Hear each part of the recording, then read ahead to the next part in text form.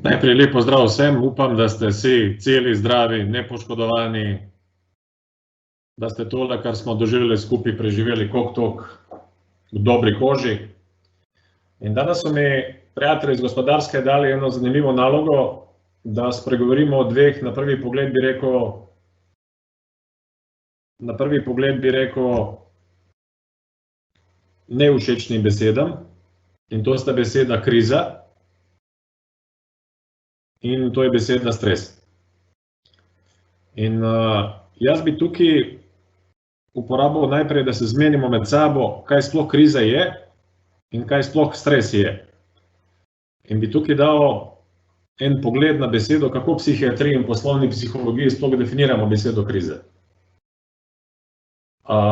Beseda kriza je izredno težko definirati, ker smo ugotovili, da kriza ni odvisna od tega, kaj se dogaja, ampak od tega, kako ljudi doživljajo dogajanje. In smo ugotovili, da praktično, če dve različni osebi ali več različnih oseb izpostaviš enakim dogodku, eni doživijo krizo, drugi sploh opazijo ne.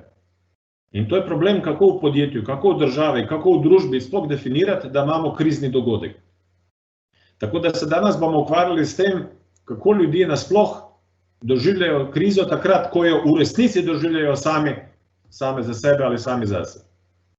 In jaz bi tukaj začel, da kriza ima dve značilnosti, ki zelo vplivajo na psihosocialno stanje človeka, družbe ali družine. In družbo ali družino, posebej firmo, zelo zanima takrat, kaj se dogaja s kompetencem, kaj se dogaja s sposobnostjo ljudi, ki so v krizi izpostavljeni in koliko časa bo se skupaj trajalo. Tukaj je definitivno beseda stres. Druga beseda nevšečna, ki smo jo danes omenili, ki ima eno komponento, ki je v krizi najbolj nevšečna. To je beseda čustva. Kako ljudi izpostavljeni kriznem dogodku reagirajo čustveno, kaj se dogaja z njihovimi čustvi, kaj se bo zgodilo, kako prevenirati, kako jim pomagati, da grejo skozi. In tukaj veliki vpliv imamo tisti, ki se s tem direktno ukvarjamo, smo strokovnjaki, profesionalci, ampak tudi imajo definitivno mediji, definitivno politika, definitivno dnevna dogajanja. In kako na to se skupaj vplivati, zna biti zelo zanimivo v tej mešanci in zaradi tega sem vam pripravil eno krivuljo, da vam na enostaven način probam pokazati, kako to poteka na temo in sposobnosti in na temo časa. Če pogledate tole krivuljo, reče se krizna krivulja, boste ugotovili, da vsi skupaj, tisti, ki doživljamo krizo, bomo stopili na enem momentu, kjer so približno naše kompetence, naša sposobnost, naša leta, naše zdravje, naša identiteta. In je zelo značilno, da takrat, ko doživimo krizo, ponavadi pride do padca naših sposobnosti in naših kompetenc. V psihiatriji tem pojavu rečemo, da je oseba se znajdla v popolnoma normalni pričakovani fazi šoka. Ampak opazate tudi, da piše beseda imobilizacija. Imobilizacija pomeni, da so eni toliko globoko šokirani, da pride praktično do intelektualne, psihološke ali fizične imobilizacije, ki lahko gre do paralize.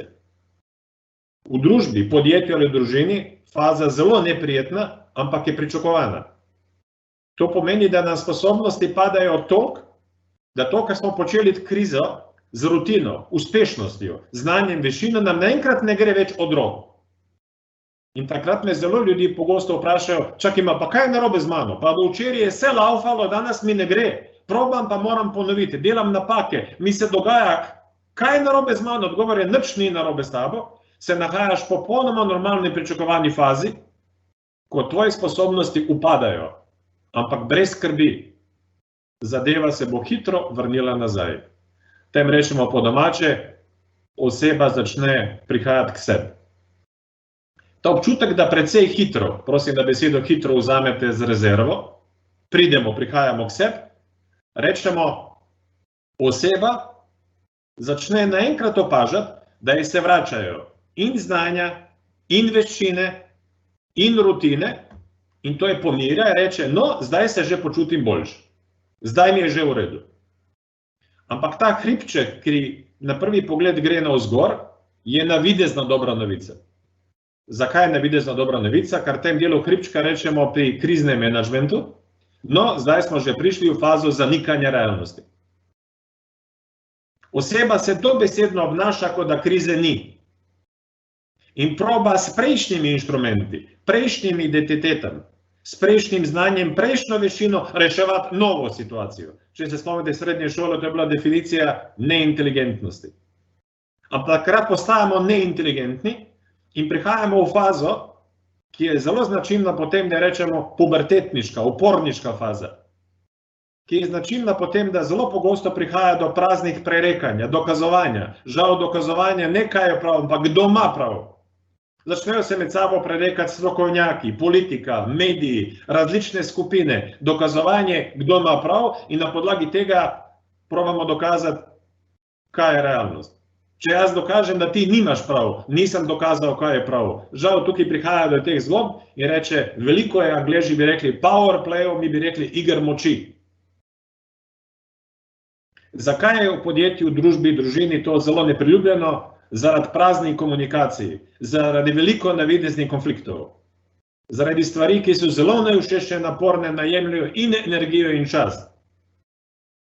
Dobra novica je, če ste opazili krivuljo, da tale faza ima tudi konc, to je vrh hribčka, ko naenkrat oseba ugotovi. No, zdaj sem se že večkrat zaletel z glavo v zid, ugotovil, da je zid še vedno cel, da imam čelo že fajn krvavo in da enostavno ne gre. Ta notranji občutek ne gre, čeprav sem probal vse, kar obvladam, kar imam na voljo, je zdrav občutek. In zdaj, če se malo ukvarjate še enkrat s krivuljo, boste kmalu ugotovili, da to, kar se dogaja, gre počasi v fazo, ki mu rečemo faza frustracije. Faza frustracije je značilna potem, da ljudi postajajo nezadovoljni, postajajo jezni in takrat se možgani vklopijo na en zelo nepopularen način, da začnejo zbujati spomine. Spomine pomeni, kako je bilo fajn prej. Stari dobri časi. Kako smo pred krizo tole. Kako smo v prejšnjem podjetju tole. Kako smo v prejšnjem zakonu počeli tole. Kako mi je prej tole šlo z levo roko. In ta faza frustracije zelo pogosto zapelje ljudi, da začnejo ustanavljati klube jamranja. In tukaj možgani, ki se takrat zelo neinteligentno kot mišica obnašajo, zelo pomagajo še spomini. In začnejo se zgodbe o starih dobrih časov. Kako je prej bilo fajn, kako smo tole, kako smo tole, kako smo tole. Faza frustracije je značilna potem, da se začnejo prijetne na prvi pogled komunikacije, ampak opažate na krivulji, spet nam upadajo sposobnosti zaposlenih. In zdaj pride do prelomnice. V psihiatriji zelo nepriljubljena beseda, v tej primeru zelo želena in pričakovana, to je beseda obup. Sami veste, da bomo v medicini, v zdravstvu naredili vse, da se izognemo tem, da nam pacient obupa. Tukaj iščemo obup, da nam oseba obupa nad preteklostjo in ugotovi, da je preteklosti konc. Da ugotovi, nikoli več ne bo tako, kot je bilo pred krizo. To je zdrava ugotovitev, ki nas pelje, da smo preteklost dali, bi rekli Italijani, tempi passati, smo jo dali pravniki, bi rekli ad acta in se z njo nikoli več na ta način, kot smo se takrat, ne bomo ukvarjali. In zdaj pride druga dolina, ki rečejo druga krizna dolina, ki zna biti emocionalno in stresno zelo zahtevna. Tej dolini rečemo dolina žalovanja. In tukaj vas moram takoj opozoriti. Žalost ni bolezen. Žalost je popolnoma normalna pričakovana čustvena reakcija, takrat, ko pride do dokončne izgube. Za družbo, družino in posameznike je zelo zdravo, da v tem delu krize znajo kvalitetno žalovati. Zakaj je žalovanje za človeka pomembno? Da se zna soočati z izgubo in da se zna s tem ali s to osebo, ki je terminalno dokončno izgubo kvalitetno posloviti. Žalovanje je normalen proces, ki ne zahteva tolažbo, po principu vse bo v redu, na koncu konca kako vem, da bo v redu, ampak zahteva razumevanje ko čakamo ključni trenutek, da je prišlo do dokončnega poslavljanja. Tukaj vas moram opozoriti, ko gre za intimne krize, za partnerske krize ali smrti, ali krize po smrti, po izgubi. Namen žalovanja ni, da oseba pozabi, kar nikoli ne boste pozabili to, kar ste izgubili. Namen je, da se s tem, kar se je dogajalo, zgodilo, dokončno in kvalitetno poslovi. In tukaj je ključna prednost žalovanja in dokončnega poslavljanja, da sem pripravljen na nove oblike življenja, na nove identitete, nova znanja, nove veščine, nov način doživljanja realnosti. Jaz pogosto posebej pri pacientih ali klientih na superviziji tole dobim kot en fizični občutek. Ko mi rečejo, no zdaj že lažje diham, spet čutim, da sem v redu, spet čutim, da stojim v miru po konci, ne čutim že bremena. Eni pogosto pišejo, da jih neha tiskati v prsih. Do tega starega slovanskega izraza mi se odkotalijo kamen od srca. Jaz zelo pogosto na podlagi teh telesnih simptomov ugotovim, da mi se oseba nahaja v fazi, ko se je dokončno in kvalitetno poslovila z tem, kaj je izgubila, kar je imela pred krizo. Zdaj pride to, o čem sanjajo in družbe, in družine, in firme, in ne vem kdo, pride do faze, ko je oseba pripravljena na fazo, ki se sliši zelo všečno, in tej fazi rečemo faza razvoja. Faza razvoja dobesedno pomeni, oseba je ugotovila, da so prišli novi časi, ki zahtevajo nove identitete, nova znanja, nove veščine, zelo pogosto nove pristope, in da je čas, da se začnemo na novo učiti, na novo vaditi, graditi nove zgodbe. Ta faza razvoja je ljudem zelo všečna in zaradi tega kar nekaj ljudi reče, vsaka kriza je novi izziv, res je, ko damo vmes umazane podrobnosti, kot so šok, zanikanje realnosti, frustracija, obup, žalovanje, zdaj pridemo v to območje, ki ga zelo populistično rečemo, vsaka kriza mora biti novi izziv. Res je v tej fazi. Ljudje so takrat pripravljeni na edukacijo, na treninge, nova znanja, delo na sebi, na nove razvoje. In takrat od nas nujno rabijo in edukacijo, in vaje, in mentoriranje, in supervizije, nove načrte, nove korake, novi know-how. Malo boste opazili, da oseba, ki gre skozi tole fazo, začne samostojno aplicirati in uporabljati to vse, kar je nabrala v fazi razvoja. In boste kmalu opazili, kako oseba pri tem postaja uspešna, samostojna, avtonomna. Bi rekli, imamo novo osebo. Seveda govorimo o psihi, o veščinah, o pristopih. To je prvi moment, ko je treba vse to, kar je doživela od strani vodstva, politike, menedžmentov, staršev, kogarkoli, tetu, vrtcu, stabilizirati, pohvaliti in jim izreči dobrodošlico, da so prešli svet finalizacije.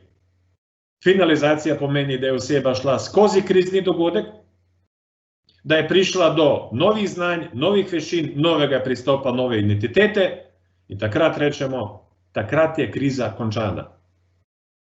Kriza ni končana takrat, ko virusa ni več. Kriza ni končana takrat, ko je vojna končana. Končana je takrat, ko je ta cel proces v glavah ljudi, ki so krizi izpostavljeni, narejen. In če ste opazili, na krivulji obstaja nekaj, kar je zelo zanimivo. Obstaja razlika med mano, takrat, ko se je kriza začela, in med mano, ko je krize v moji glavi konc. In če je razlika v korist konca krize, rečemo dodana vrednost. Je prišlo do novega razvoja, do novega mene. Tem se reče dodana vrednost, ki je prinesla družbi, družini ali posamezniku, posameznici nekaj novega. Kar mi omogoča, da naslednje podobne dogodke preživim lažje. Zdaj že imam eno in drugo in tretje. Koliko to vpliva na posameznike je zelo dragoceno. In takrat rečemo, kriza je imela smisel. Kar je prinesla družbi, družini, nam osebno dodano vrednost. Žal to ne uspe pri vseh. Ko se zdaj malo spomnite krivulje, ki sem vam pokazal, podjetja, družba hitro in kmalu bojo vprašali, ok, zdaj razumem, da me čakata dva velika padca kompetentnosti ali sposobnosti. Ampak koliko časa bo tole vse skupaj trajalo? Odgovor je odvisno od človeka, odvisno od pomembnosti in odvisno od načina komunikacije z osebo, ki se v krizi nahaja. Lahko traja par 10 sekund, lahko traja par minut, lahko traja par mesecev, lahko traja neki let. Klinično gledano, govorim zdaj o kliniki kot ekstremu, ne kot modelu, najhujše krize dajo starši, ki so izgubili otroka. Tale komplet krivulja, ki sem opisal v tem primeru kriznega dogodka, lahko traja od 7 do 15 let. Lahko majhne krizice, ki jih doživim sproti, trajajo 10 do 15 sekund. In želja podjetja je v vsakem primeru enaka. Kako preprečiti hude padce kompetenc ali sposobnosti in kako krizo skrajšati, čim bolj se da. Veliko podjetij, družin, družb mi kažejo, a jih se da zapeljati takoj v fazo razvoja, a jih se da takoj zapeljati v nove izzive, nova navodila za uporabo. Jaz tem rečem, to je opisano v teoriji kot sanja svinja v koruzi, pa koruza ni nadaleč naokrog. Vmes so umazane podrobnosti, ki jih je treba odpraviti in z njimi opraviti. Jaz vedno, ko razmišljam o krizi, rečem, dokler krivulja teče, me ne skrbi. Meni je problem, ko pride do zastojev. In to je ključni problem. Kaj narediti z osebo ali samim sabo, samo sabo takrat, ko imamo občutek, da smo se ali imamo evidenten dokaz, da smo se zataknili v posamezni fazi krize. Kje se lahko oseba zatakne na tej krivulji? Odgovor je kjerkoli. Koliko časa lahko ostane v zastoju? Odgovor je lahko do konca življenja. Podjetje, družba, družina, mi sami imamo dve obliki odgovornosti. Ena je, kako, če se le da preprečiti zastoj, ali kako pomagati tistim, ki so se zataknili, ne zmorejo, ne znajo ali nočejo iti naprej. Poznate statistiko kriznih dogodkov, da največkrat po hudi krizah, kot je tista, zgubimo 30% ljudi. Ene bomo žal zgubili fizično, ker bojo zapustili ta svet, ene zgubimo strokovno, eni bojo dali odpoved, eni naenkrat kažejo znake negativnega balasta, pa jim sami damo odpoved. 30% ljudi je ogromno. Ogromno teh procentov je v fajlu zastoji. Oseba se zatakne v posamezni fazi krize, ne zna, ne zmore, noče naprej. In z njimi imamo konstantne težave, značilne za ta del kriznega dogodka. Ko se spomnite krivulje, kje se lahko zataknemo? V fazi šoka. Naenkrat se znajdemo v situaciji, ki mi je odprej bila znana v nulo, sam je obvladal v nulo, imam vrhunsko rutino, sem guru, sem gurujka, mojster, mojstrica in naenkrat mi vse skupaj začne izpadati iz rok. Naenkrat ugotavljam, da naenkrat, koliko časa lahko traja šok? Ja, lahko traja do konca življenja. Jaz poznam ljudi, ki so bili enkrat v življenju šokirani ali še hujše doživeli travmo in se niso pobrali do konca. In to je veliki problem, da ravno v fazi šoka opazujemo in najdemo dva pomembna pojava. Prvi pojav je, da je oseba šokirana, drugi pojav je, da je oseba travmatizirana. Travma v družbi, podjetju ali družini je zelo neželena. Kakšna je razlika? Šokirana oseba doživlja zase neprijeten dogodek, ampak je že prej vedela, da taki dogodki obstajajo in je že prej imela informacijo, da je nekaj takega mogoče. Traumatizirana oseba doživlja dogodek, to ne more biti. To ni mogoče. Kakšna je razlika? Šokirana oseba se počasi pomiri in iz šoka gre nazaj, traumatizirani zelo radi razvijajo posttraumatske stres sindrome. Zelo radi so nagnjeni k depresiji, pregorevanju. In to je problem, da takrat vrhunskega zgubimo trajno, delno ali v celoti. Kar nekaj tega so ostanki kriznih dogodkov. In zdaj ključno vprašanje. Ko vodimo družbo, družino ali podjetje, kaj bi bila ključna preventiva, da nam oseba ne zastane in se zatakne v krizi, dekompenzira, jo izgubimo, konča na bolniškem, zapusti prizorišče ali banalno, pod narekovaj banalno da odpoved, pa izgubim pomembnega člana tima. Pravi, specifična oblika komunikacije, ki ljudi takrat, ko so šokirani, najbolj pomiri. V čem je skrivnost? Jaz zelo pogosto opozarjam moje kolege zdravnike in zdravnice, da takrat, ko povejo pacientu ali pacientki diagnozo ali jih soočajo z resnostjo trenutnega stanja, da jih ne zasujejo z navodili za uporabo, z dietam, skrbi za telo, da jih ne zasujejo z novimi pravili, novimi protokoli, kar vse raziskave pravijo, da to oseba, ki je v fazi šoka, ponavadi pojma nima, kaj ste jim povedali. In to žal tudi podjetja počnejo. To žal tudi država začne. Da ljudje v fazi šoka dajo en kup novih navodil, en kup tega, kako bi bilo prav, kako bi se morali obnašati, kaj ne bi počeli. Ljudje malo gledajo pa rečejo, čakaj malo, sploh ne vem, kaj je rekel. Upam, da se spomnite, ko ste vi sami bili zmedeni, ko ste šli od odvetnika, avtomehanika, zobozdravnika, pa si prišel domov, pa te žena, mož, partner, otrok vprašal, kaj ti je rekel? Si rekel, pojma nimam, nekaj je govoril. In zdaj vas zelo opozarjam. Oseba v fazi šoka ne rabi navodila za uporabo. Rabi dobrodošlico. To se zdaj malo čudno sliši. Ravno razhaja virus, epidemije, ljudje umirajo, naj bi se oseba vsem tem počutila dobrodošlo. To odlično vladajo naši tehniki, ki delajo v urgentnih enotah. Prvo pravilo je, ko prideš na mesto nesreče, ponesrečence je treba takoj utopliti, ponavadi uporabijo odejo, se z njim usesti, izmenjati par stavkov in reči, ne skrbeti, tukaj smo. Nisi sam, nisi sama. Tukaj smo. Še zraven dajo ponavadi topel napitek. Ključno vprašanje je, zakaj to ljudje rabijo. Rabijo, da začutijo, nisi sam, nisi sama. Za tabo stoji družba, stoji inštitucije, stoji menedžment, stoji politika in te bomo podprli v vsakem primeru. Tudi imamo inštrumente, tudi imamo strokovnjake, strokovnjakinje, ki nam bojo pri tem pomagali. Ta občutek dobrodošlice v krizi so opisali stari Grki in Rimljani in so rekli, da je ključni predpogoj, da nam večina zaposlenih, večina prebivalstva ne zabrede v fazo šoka in pride do dekompenzacije ali imobilizacije. Zdaj bomo šli na besedo stres. Katera čustva so ponavadi povezana s šokiranostjo?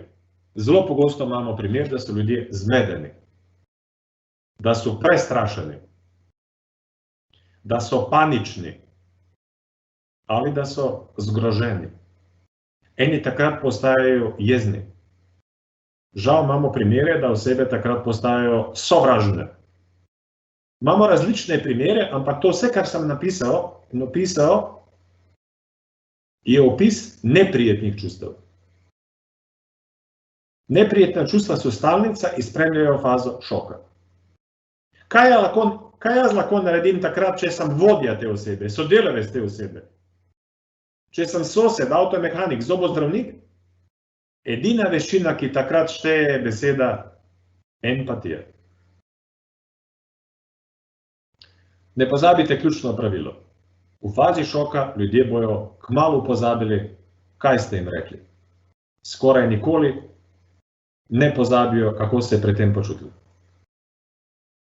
Čustveno stanje osebe, tima, družbe je bolj pomembno kot njihovo intelektualno-mentalno stanje. Čustva štejejo. In zdaj je ključno vprašanje. Katera veščina meni pomaga, da prepoznam, kako se oni počutijo? Gremo najprej na, kako ljudi doživijo krizni dogodek. Velikokrat sem slišal v tem zadnjem mesecu ali mesecu pa pol, da mi ljudje opišejo, pa to je kaos. Kaos zelo pogosto v naši kulturi definira nered, ekstremni nered. Ljudje imajo občutek, da so izgubili kontrolo nad situacijo, da to, kar se dogaja, sploh ne more se, ne da se vplivati, ne da se nič in takrat rečejo kaos. Bi vas upozoril na nekaj, kar je uporabljal Sokrat pa Aristotel pri treningu, edukaciji svojih učencev in študentov, pa je rekel takole. Kaos je red, ki ga jaz trenutno ne razumem. In takrat, ko začutiš kaos, je normalno, da si zaskrbljen, prestrašen, zmeden, ampak je zelo dobro, da se takrat znaš malo pomiriti in pogledati okrog sebe. Kmalu boš ugotovil, da situacija je urejena na način, ki tebi ni znan. To moti kolege virusologe. Ni jim jasen, kakšen red ima koronavirus. Niso jim jasni protokoli, metabolizma, načina delovanja, načina interakcije. In zdaj probajo ugotoviti, da iz tega navideznega kaosa pride urejenost, pa bomo rekli, deluje takole, na ta način in tako malo bomo ugotovili, kako lahko vplivamo na potek njegovega dogajanja. Predtem mi v komunikaciji imamo empatijo. Lepo vas prosim, da besedo empatijo v zadnje čase to pogosto slišim, ne mešate z besedo sočutje ali smiljenje. Empatija v poslovni, direktni, menedžerski, politični komunikaciji je definirana kot sposobnost jasnega, natančnega prepoznavanja čustvenega stanja druge osebe. To je moja ugotovitev, da samo opazijo, da si zmeden, prestrašen. Ampak takrat ne začnem s sočustvovanjem, ker to ne pripomore operativi. Začnem z adaptacijo. Probam svoje obnašanje prilagoditi tvojem trenutnem psihološkem stanju. In tem se reče, odrasla empatija, eni rečejo metapatija, ima več značilnosti. Prva je, sem sposobna prepoznati, kako se počutiš in kaj čutiš. In sem pripravljena se na tvoje trenutno emocionalno stanje prilagoditi. Zakaj vam odsvetujem empatijo? Po principu sočustvovanja, reče se infantilna empatija, zaradi tega, ker boste začeli skupaj z njim ali z njo trpeti. Ona od tega nima nič, vam začne blazno odtekati energije, začnete doživljati lastne slike. In zdaj opozorilo, ki je fair opozorilo, ne bo vam vsakič uspelo. Občasno začnemo sočustvovati. Posebej takrat, ko nas njen krizni dogodek spomni na naše krize, naše izkušnje. Začnemo skupaj z njim, z njo ali z njimi podoživljati in strah, in jezo, in žalost in kaj podobnega. Tako da vam svetujem. Sočutje prihranite za družino, za intimni krog ljudi. Mene nič ne moti, če trpite skupaj z vašim otrokom. Začne me zelo motiti operativno, če začnete trpeti skupaj z vašimi sodelavci, ker oni od tega nimajo nič. Zelo spoštujem in cenim, da znate to, kar počnete, prilagajati njihovem čustvenem stanju. Tem se reče operativna empatija ali metapatija. Vas moram zdaj zelo ostro opozoriti. Empatija ima sestro. Imenuje se simpatija. Kmalu boste ugotovili, da so meni v kriznih dogodkih še vedno simpatični. Da se v njihovi družbi počutite umirjeno, prijetno, sproščeno, tudi takrat, ko prinašajo težave. Oseba, ki ti je osebno simpatična in reče, ej stari, težave, pridi, nič hudega, bomo skupaj pogledali. Tako da moja simpatija ni odvisna od vsebine dogodkov. Ti ljudje so mi še vedno simpatični. No, zdaj pridejo težave, druga sestra se imenuje antipatija. Antipatija, to je ta nabor ljudi, ki mi po domače povedano grejo na živce. Z njimi se počutim neprijetno. Postajam napet, začnem doživljati neprijetna čustva. Eni so mi toliko antipatični, da dovolj, da pomislim nanj, pa mi že gre na živce. Tudi tisti, ki nam prinašajo rešitve in darila, nam še vedno grejo na živce. Po čem prepoznaš kvalitetnega profesionalca in kvalitetno profesionalko? Govorim ne glede na poklic. Da pri kriznem dogodku zmorejo ohraniti empatijo, do antipatičnih. Bi rekla moja pokojna nona, lahko je biti empatičen do simpatičnih, to zmorejo skoraj vsi. Problem je ostati kvalitetno empatičen do tebi osebno antipatične osebe. To zmoramo tisti, ki smo kaj naredili sabo, odrasli, dozoreli. Tukaj zelo pogosto težave delajo v politiki. Polarizacije, vijoličasti, zeleni, rumeni, kdo je kriv, kdo ni kriv, in pozabljajo, da jih posluša 2 milijona, 5 milijard ljudi, in pozabljajo, da lahko s tem načinom komunikacije dodatno sesujejo določeno število ljudi. Pri kriznem dogodku je ključ, da se vsi, če se le da, ali večina pobere tok, da zmoremo se spet kvalitetno ukvarjati s politiko, z marketingom, menedžmentom. V fazi šoka to ni mogoče. Takrat rabimo empatijo, prilagojeno, razumljivo besedo, brez velikih navodil za uporabo. Gremo korak naprej. Spomnite krivulje, zdaj nas čaka pubertetska faza. Pubertetska faza je v podjetju, v družbi, v družini zelo naporna. Veliko je praznega prerekanja, dokazovanja moči, veliko je dokazovanja, kdo ima daljšega, veliko je dokazovanja, kdo ima prav. In na koncu mi zelo pogosto rečejo, kakšna je izguba časa in energije. Žal, to se fazo ne da preskočiti. Pogosto me starši vprašajo, pa kaj počne z otrokom, ki se uporniško upira vsem, kar sem povedal, ki z mano neskončno debatira na podlagi argumentov, da učitelji nimajo pojma, da so svi pokvarjeni, da so zdravniki morilci, farmaceuti zastrupljajo, politiki kradejo. Pa v principu vam v tem primeru PowerPoint ne pomaga nič. Vsak ima en svoj prav in takrat so stari Grki rekli, najboljše je osebi v fazi zanikanja realnosti, v pubertetski fazi pustiti, da se večkrat kvalitetno in varno zaleti z glavo v zid. Na prvi se pogled sliši zelo drastična metoda, ampak je zdravilna. Ko se oseba večkrat kvalitetno in varno zaleti z glavo v zid, inteligentni ugotovijo, da je zid še vedno cel in da je čelo že fajn krvalo. Zdravilno je, da ugotovijo, tako ne gre več. Vmes je treba kazati visoko dozo potrpežljivosti, visoko dozo prepoznavanja, kaj konflikt je in kaj konflikt ni, ker takrat je veliko navideznih konfliktov. In ga pustiti, jih pustiti, da se zaletijo varno z glavo v zid. Zdaj vas opozarjam, beseda varnost je prva na prioritetni listi. Njeno zaletavanje mora biti varno. Ne sme narediti škodo, posebej ne zdravstveno, ne na temo varnosti, ne na temo marketinga, ne na temo, ampak je dobro, da ugotovi, tako ne gre več.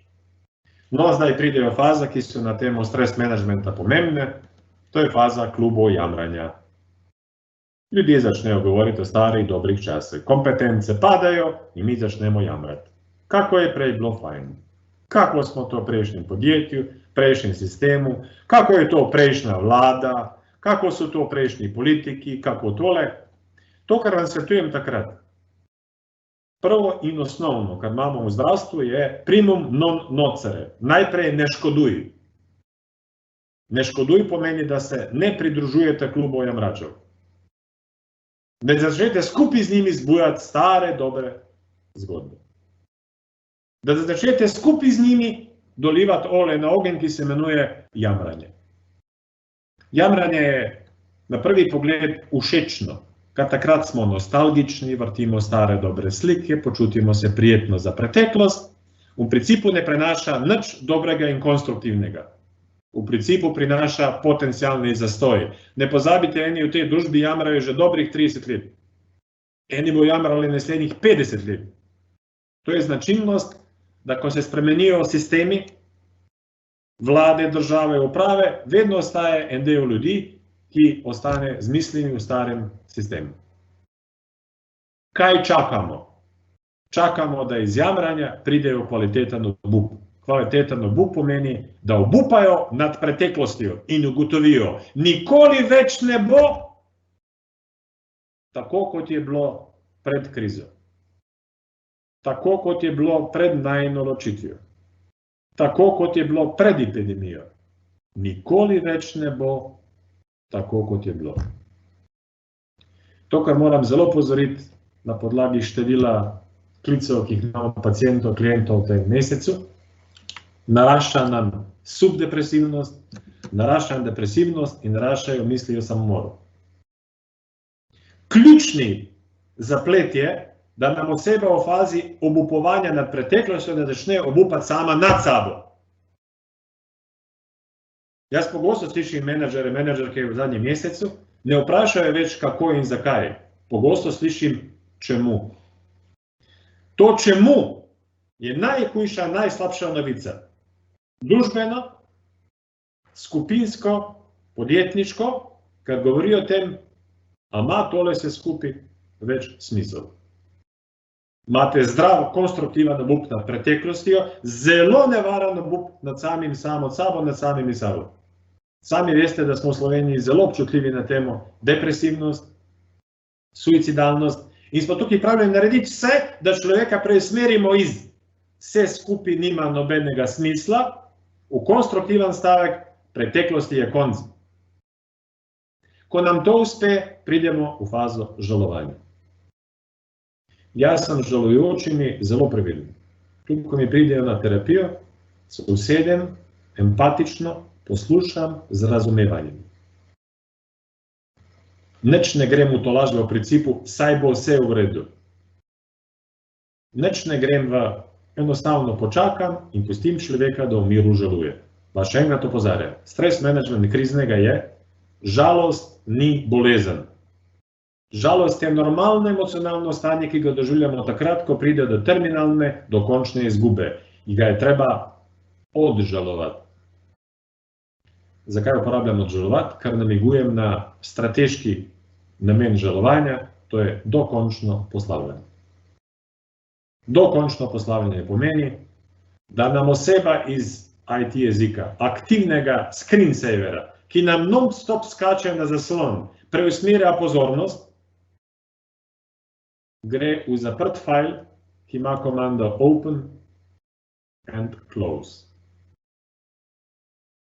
Odprem takrat, ko zbujam spomine, pri obletnicah, pri dogodkih, to počnemo skupaj lahko družba, kot družina, kot posamezniki, ampak sem sposoben zadevo stisniti close, zapri, in takrat v moji glavi ni več aktivnosti na to temo. To pomeni, da sem se dokončno poslovil.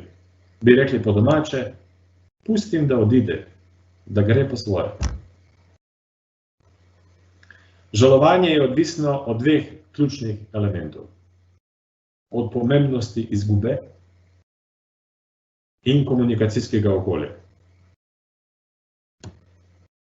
Tukaj so punce bistveno bolj inteligentne, bistveno bolj kvalitetno žalujejo. Moški moje generacije smo naučeni, navajeni, da žalost ni možata, da žalost govori o tem, da nam je kriza prišla do živega, in zaradi tega posebej v procesu žalovanja moški kažemo bistveno večkrat komplikacije in neučešne zastoje. In zdaj prihajamo do elementov, ki pravijo, oseba se je kvalitetno poslovila, ugotovila, da nikoli več ne bo tako, kot je bilo, počasi prihajamo do faze razvoja.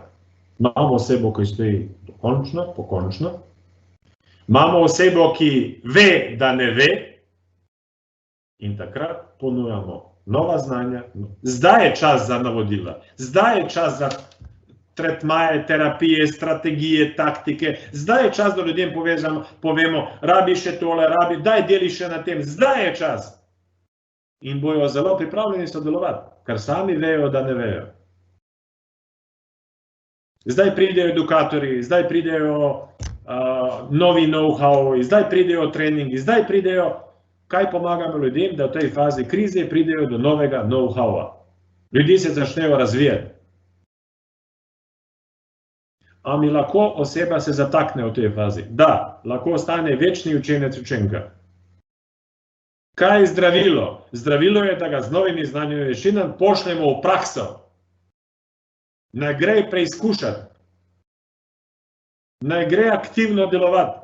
In smo zelo pozorni, da takrat, komu, koji to uspe, rečemo, no, je že v fazi aplikacije. Aplikacija pomeni za podjetje, družbo ali državo, čas je za mentoriranje. Čas je, da ljudem damo strokovno, človeško podporo in jim pomagamo, da dodatno spolirajo cel sistem. Po kvalitetni aplikaciji oseba postaja avtonomna, samostojna, začne kvalitetno skrbeti zase v novem okolju. Je uspešna, zaupanja vredna, zanesljiva. Čas je, da skupaj z njimi finaliziram dogodek. Čas je, da rečemo, krize je konec. Krize je konec v tvoji glavi. Ko je krize konec v tvoji glavi, imamo družbo, družino, posameznike, ki so sposobni novo okolje obvladati in upravljati na nov način, z novimi know-howami, z novimi orodji in novimi identitetami. Ključno je, krize ne bo konc, ko zgine virus, krize bo konc, ko nas večina v tej državi, tej družbi, družini, v glavi naredi novo sliko. Pripravljeni smo na to, da eni bodo ostali v zastoju in pravijo, vsaka kriza pušča za sabo 30% izgubo. Treba se je takrat, ko začutimo, da se nas je večina preselila v finalizacijo, konfrontirati s tem, da je čas, da se poslovimo. Ne rabimo več krizni menedžment, kar žal to, kar neki ljudi ne zmore. Jaz pogosto, ko na delavnicah vprašam naše drage dame, dokdaj je mama? Pogosto slišim do konca življenja. Absolutno se strinjam s tem, ko govorimo o biologiji. Si absolutno mama do konca življenja. Ampak me zanima, dokdaj traja proces vzgoje tvojega otroka. Ko slišim do konca življenja, to me začne skrbeti. Če to drži, potem je tudi trening nekaj, kar traja do konca življenja, tudi mentoriranje nekaj traja do konca življenja in je mentor men, ja, ampak oboje pelje proti tem, da imam še pred sabo nesamostojno osebo, neavtonomno osebo, osebo, ki je ostala večni otrok, študent, dijak, učenec ali mentoriranec. In tukaj vas opozarjam na starega arabskega modreca Avicenno, ki je rekel, otrok se uči hoditi, da enkrat odide. Kam da odide? V samostojnost, avtonomijo, kvalitetno reševanje življenjskih problemov. Človeštvo je dalo vmes in kugo, in kolero, in špansko gripo, dali smo HIV in smo prispeli v fazo, ko nismo več v krizi glede teh dogodkov. Enako nas čaka pri tej trenutni krizi. Da iz nje pridemo in imamo nova znanja, nove veščine, novo identiteto. Kje se ponavadi pri kriznih dogodkih zaplete? Zelo pogosto pri čustvih. Osebe imajo hude težave, da čustvene krize, padce, vzpone, ne znajo pravilno menedžerirati. In je ključno vprašanje, a je krizni dogodek procentualno bolj intelektualen ali je čustven? Potem ljudje odprejo besedo stres. A je stres situacija, ki prepoznam potem, da vem, da sem v stresu, ali čutim, da sem v stresu? In tukaj nam se odpira en kup zadev, da ljudi ne vejo točno, kaj početi sami sabo ali z drugimi takrat, ko so v stresu. Najprej se opozorim, beseda stres ne izhaja iz psihologije ali psihiatrije, izhaja iz slovnice. Beseda stres v angleščini pomeni poudarek. I want to stress something, rabi poudarjo neki. Ampak v latinščini izhaja iz besede stringere, kar pomeni pritisk. Beseda stres je ugotovitev, da sem trenutno v situaciji in da tej situaciji doživljam eno od neprijetnih čustev. in nas odpira ključno vprašanje. Kaj pomeni dejstvo, da pri kriznem dogodku doživljam eno od čustev? Odgovor je, to pomeni, da ste normalna oseba. Redno opozarjam ljudi. Debela koža, hladen kot špricer, so miti in legende, ki govorijo o tem, da eni takrat, ko se dogaja nekaj neprijetnega, ne čutimo nič.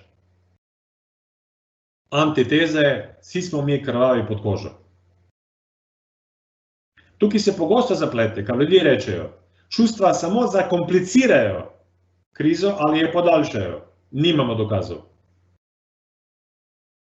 Vprašali smo v zadnjem mesecu ljudi, a mi lahko poveš, v čem je naša ključna moč, da to krizo damo skozi?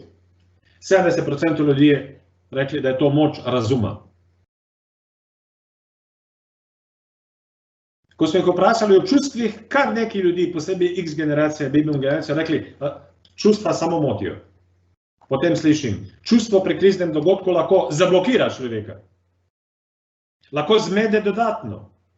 Lahko zamegli delovanje razuma. In tukaj imamo v tradicionalni slovenščini izraz zdrava kmečka pamet. Zdrav razum. Kje ste slišali zdrava kmečka čustva? Nikoli. Čustva motijo, čustva blokirajo. Čustva je najboljše, če se le da. Pri tem zelo ponosno rečemo, da smo čustveno zelo inteligentni. Kaj pomeni čustvo pri kriznem dogodku? Pomeni, da sem normalno človeško bitje, ki trenutno čuti določeno emocionalno reakcijo, ki je očitno v korelaciji z trenutnim dogajanjem. Kaj je tipična reakcija ljudi v fazi šoka, sem vam že povedal. Strah. A je strah v redu? Zdaj bo kar nekaj možno reklo, ni! Strah je potencialni blokator, strah je nekaj, kar lahko zamegli zdravo presojo, strah je lahko, čeprav v psihiatriji nimamo nikjer strah kot potencialni blokator. Vse raziskave ugotavljajo, da je strah mobilizator. Da je strah čustvo, ki ga doživljamo takrat, ko imamo zelo izostreno pozornost proti čem? Proti izhodu iz situacije. Prestrašeni iščejo izhod. In ponavadi ga najdejo posebej lažje takrat, ko vnaprej vejo, kje so izhodi. Redno opozarjam ljudi, ko je kriza in so ljudje v fazi šoka, je zelo dobro, da jim definirate izhode. Da definirate, da obstajamo tisti, ki bomo poskrbeli. Izhode. Ljudje so zelo motivirani takrat, da te izhode uporabijo in poiščejo. Kako? Vsak po svoje. Eni izhode najdejo v magiji, eni izhode najdejo v znanosti, eni izhode najdejo v religiji. Kateri je ta prav? Tisti, ki njemu pomaga. Tisti, ki jo trenutno pomirja in pelje konstruktivno proti naslednji fazi krize. Izhodi. Strah je okej. Govorimo o besedi empatija. Ne pozabite, da beseda empatija izhaja iz besede patos. Stara grška beseda, ki dobesedno pomeni čustva. Pa imamo simpatijo, antipatijo, empatijo, imamo apatijo, ampak imamo tudi pasijo. Latinizirana grščina, ki pomeni strast, ampak tudi pomeni muka. Imate Jezusovo pasijo, pasijon. Zelo pogosto čustva v kriznem dogodku enačijo s trpljenjem. In ljudje bi se radi, če se le da, čustvu izognili. Če se le da, pomirili toliko. Ja, lahko prodajamo pomirjevala, lahko meditiramo in dihamo, ampak vas opozarjam, da beseda emocija izhaja iz latinske besede movere. Movere v latinščini, to je stara latinščina, je korenina za več različnih besed. Je korenina za besedo emocija, motiv, motor, move, motion. Kaj je skupno vsem te beseda? Beseda gibanje. Jaz močno verjamem, da takrat, ko čutim čustvo, sem energetsko pripravljen na reakcijo in energijo takrat nujno rabim, samo če znam pravilno usmerjati. V kaj inteligentni usmerjajo energijo prestrašenosti? V iskanje izhoda. V kaj usmerjamo energijo takrat, ko smo jezni? V poskus, da pride do korekcije ali spremembe obnašanja drugih, ki povzročajo to, da sem jezna. V kaj usmerjamo? Če se zdaj ukvarjamo z večino čustev, bomo kmalu ugotovili, da vsako čustvo ima notranjo logiko in določen strateški namen. V operativni psihiatriji, poslovni psihologiji ne uporabljamo več besedo stres, čeprav še vedno boste slišali eustres, distres, stres. Uporabljamo izraz, da je oseba emocionalno inteligentna ali emocionalno neinteligentna. Na čem prepoznaš emocionalno inteligentnost človeka? V tem, da zna takrat, ko je v krizi, jasno ločiti med dvema zadevama. In pri stresu štejeta dve zadevi, in to vam je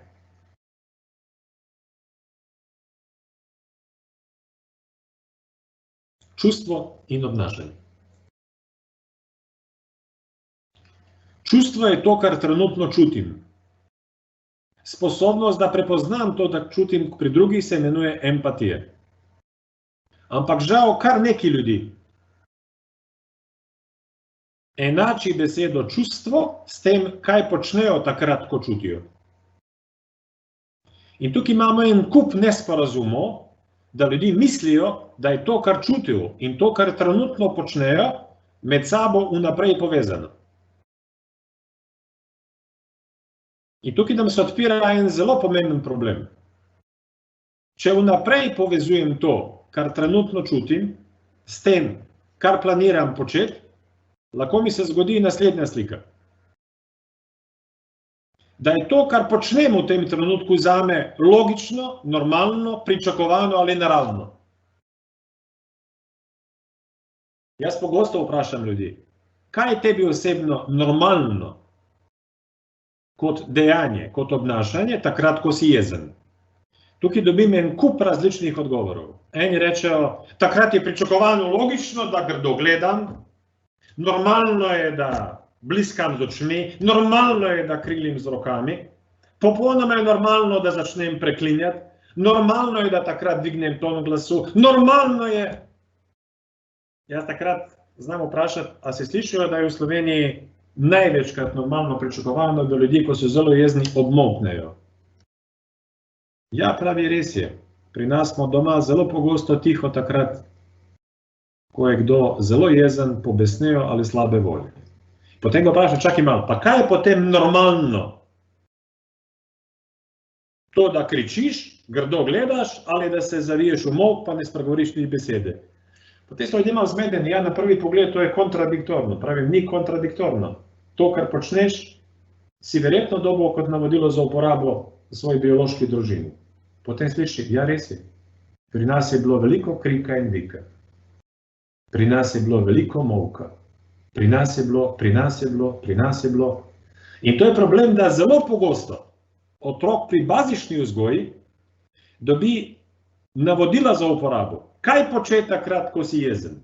Kaj početi takrat, ko si vesel? Kaj početi takrat, ko si ljubosumen? Kaj početi takrat in se na koncu naredi tako imenovana diada, se poveže čustvo s tem, kaj počnem takrat, ko specifično čustvo čutim.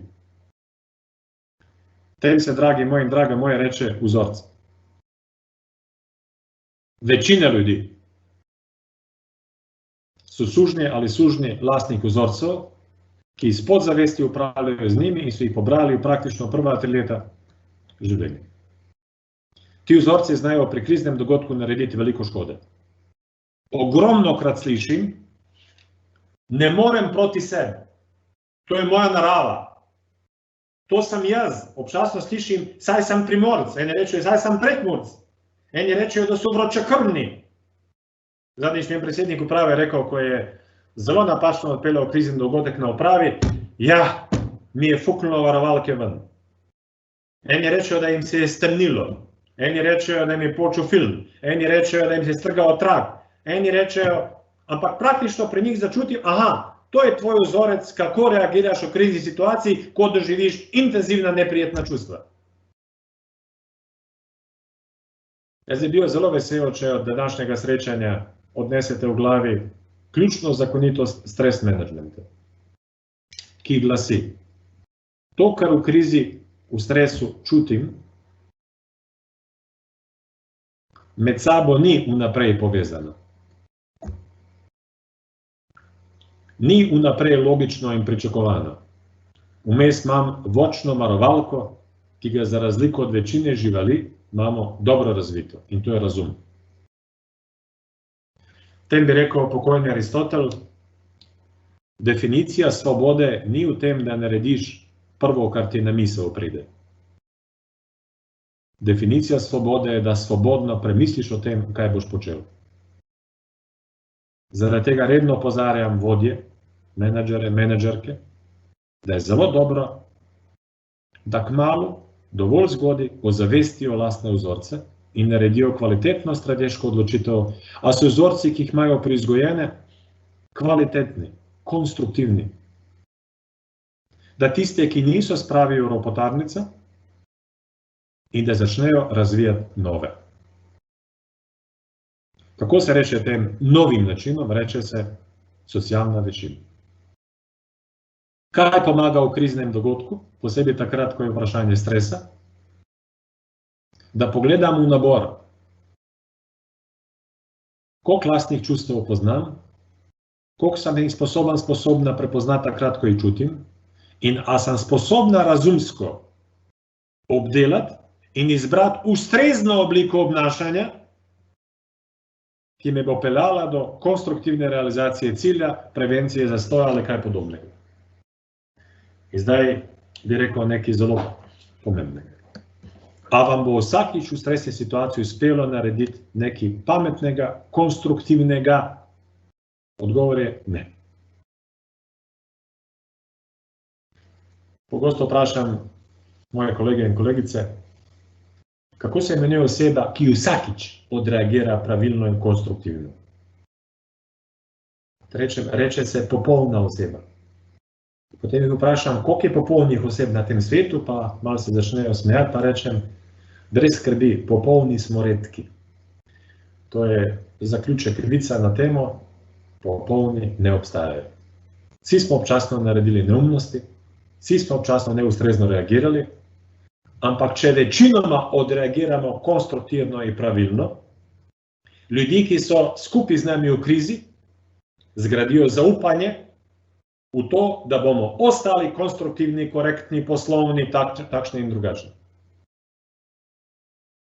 Kaj je zame ključni pufer ali ključni preventor, da ne pride do hudih dekompenzacij v času krize?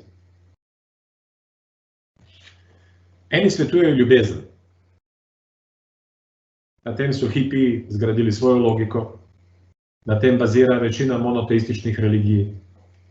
Nimam nič proti ljubezni, s tem, da je zame ljubezen dovolj ekskluzivna, da bi jo v aktivni obliki uporabljal v podjetju s pacienti, klienti. Res je, jaz ene moje sodelavce imam rad. Ene mojih klientov so moji dragi prijatelji. Imam najboljše prijatelje, ampak ene ne poznam. Eni so mi še zraven antipatični. Kaj je po moji oceni ključno čustvo, ki ga treba v krizi negovati, in po moji oceni je to spoštovanje. Spoštovanje dejstev, da smo različni, da imamo različno razporejene vrednote, da različno doživljamo isto situacijo, da smo različno politično orientirani, da smo različno človeško orientirani, da smo eni taki, da smo eni taki. Spoštovati dejstvo, da se med sabo razlikujemo v takšni meri, da smo se še vedno sposobni pogovarjati. Če nam kot človeštvu uspe ohraniti spoštovanje kot temelj, ključno elementarno čustvo, imamo šanso, da kot skupina preživimo. Drage moji, jaz bi končal za danes. Žal vas nisem videl, ampak vam od srca in iz srca želim, da tole vsi skupaj damo skozi, da preživimo zdravi, lepi, pametni in celi in nadaljujemo našo zgodbo skupnega življenja. Lepo se imejte, vse dobro vam želim.